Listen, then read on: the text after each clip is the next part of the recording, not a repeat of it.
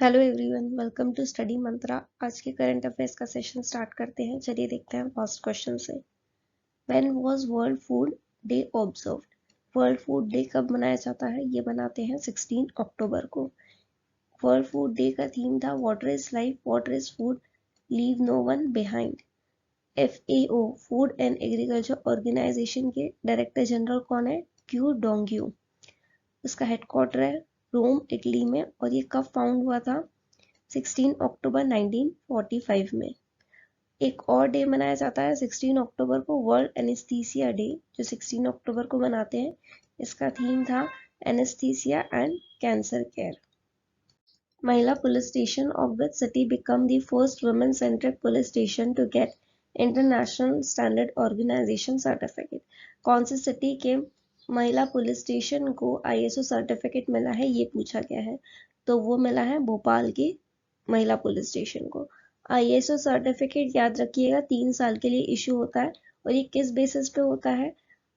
Ideal quality management होगा, उस चीज़ की रिक्वायरमेंट चाहिए, और ऑर्गेनाइजेशन अगर अच्छा काम कर रहा है, कस्टमर सेटिस्फैक्शन है और कंटिन्यू इम्प्रूवमेंट है, तो उस बेसिस पर ISO सर्टिफिकेट दिया जाता है। Which authority celebrate its 50th foundation day? तो ये सेंट्रल इलेक्ट्रिसिटी अथॉरिटी का 50th फाउंडेशन डे था। ये मिनिस्ट्री ऑफ पावर के अंडर में आती है, और इसका मिशन है providing uninterrupted and high quality electricity across the nation. इसके चेयरपर्सन है श्री घनश्याम प्रसाद। Who has been appointed as Director of Finance at Indian Renewable Energy Development Agency? कौन बने हैं डायरेक्टर ऑफ फाइनेंस? ये बने हैं BK मोहंती। और CMD कौन है IREDA के? ये हैं Shri Pradeep Kumar Das. Government of India ने कौन सी मिनिस्ट्री के साथ मिलके अपार ID प्रोग्राम स्टार्ट किया है? ये मिनिस्ट्री ऑफ एजुकेशन के साथ मिलके किया है। अपार ID का मतलब ये है कि one nation one student ID card. ये प्रोग्राम क्या एम करता है? ये डिजिटली सेंट्रलाइज एकेडमिक रिकॉर्ड रखेगा, जिसमें डिग्रीज है, स्कॉलरशिप है, रिवॉर्ड्स है, और जो कुछ भी अदर क्रेडिट्स है स्टूडेंट्स के, वो सब कुछ डिजिटल रखने वाले हैं। और अपार ID में जैसे डिजिटल स्टूडेंट ID है, जिससे वो प्राइवेट स्कूल में जाता है, प्राइवेट कॉलेज जाता है या गवर्नमेंट कॉलेज जाता है, जो भी है वो सब चीज़ें रिकॉर्ड रखी जाएगी। और इसका ऑब्जेक्टिव ये है कि collecting academic data and academic credit in one place. सब कुछ जितना भी एकेडमिक रिकॉर्ड होगा वो एक जगह पे रखा जाएगा, और यूनिक आइडेंटिफायर होगा। उनको एक 12 डिजिट का अपार नंबर दिया जाएगा हर एक स्टूडेंट को। Tallest B.R. Ambedkar statue outside India unveiled in which city of USA? B.R. Ambedkar का सबसे बड़ा स्टैचू लगाया है इंडिया के बाहर। तो ये कहाँ लगा है, ये पूछा गया है। ये लगा है न्यू जर्सी में। अब ये स्टैचू बनाया है राम सुतर ने, जिन्होंने statue of unity of Sardar Patel का स्टैचू बनाया, उन्होंने ही B.R. अम्बेडकर जी का भी स्टैचू बनाया है, और इस स्टैचू को स्टैचू ऑफ इक्वालिटी भी कहा जाएगा। केरला की फर्स्ट 3D प्रिंटेड बिल्डिंग का नाम क्या है? उसका नाम है अमेज 28। अब ये 380 स्क्वायर फीट होगी, 1 रूम समर हॉल है, और ये कहाँ लगी है? केरला स्टेट निर्मित केंद्र कैंपस PTP नगर तिरुवनंतपुरम में लगी है। और केरला स्टेट निर्मित केंद्र के डायरेक्टर कौन है? देबी Varghese. Which organization tie up with विज्ञान Bharti for Space on Wheels exhibition?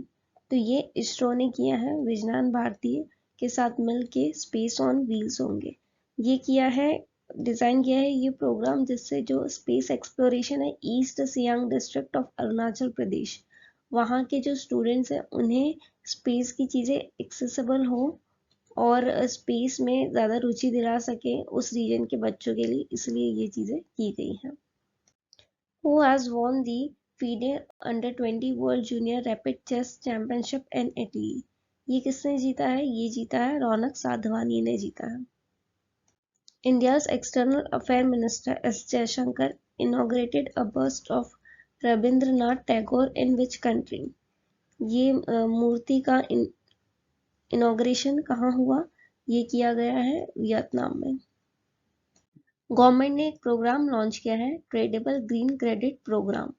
ये प्रोग्राम जो है वो इको फ्रेंडली एक्शंस को प्रमोट करेगा।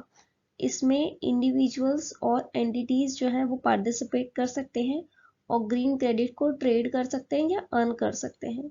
ये जो एक्टिविटीज हैं ये एनवायरमेंटल बेनिफिशियल एक्शंस होंगे, जिससे ये प्रोग्राम एनकरेज करेगा positive environmental contribution through market based incentives.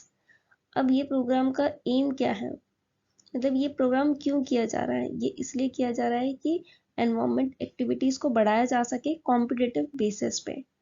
अब ये एक्टिविटीज में ग्रीन क्रेडिट प्रोग्राम में 8 की एक्टिविटीज हैं।